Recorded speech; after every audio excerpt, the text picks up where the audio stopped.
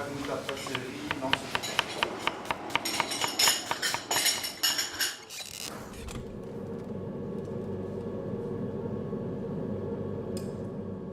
Enfin, moi, je fais de la restauration depuis 20 ans, et c'est la première fois que je travaille comme ça.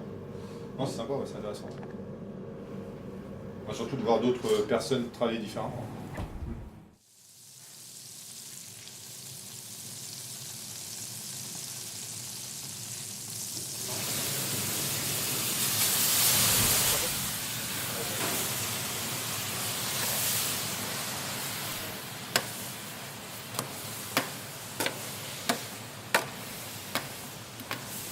Nous, l'idée du garde-manger, c'était de développer une activité annexe qui puisse répondre à la demande d'aujourd'hui, manger vite.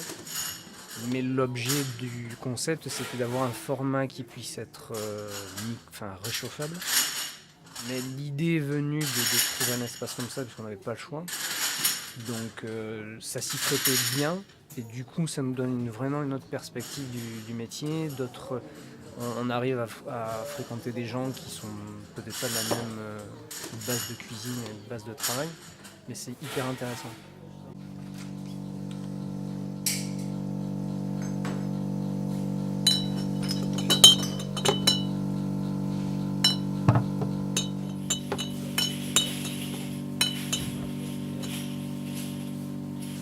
L'aventure Mama Kombucha, elle a commencé en mars 2018. Moi, j'ai connu le kombucha par ma mère, donc c'est un héritage familial. Et j'ai découvert la commercialisation, notamment en Australie, où j'ai passé 1 an et j'ai travaillé pour une entreprise de kombucha.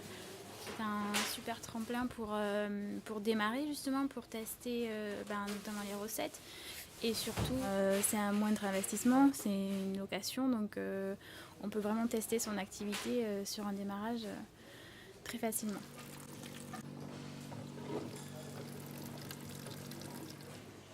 Donc c'est offrir un environnement le plus performant possible pour que des cuisiniers, des traiteurs, des pâtissiers puissent confectionner de bons plats et de bonnes pâtisseries. Voilà. C'est le lieu de tous les possibles.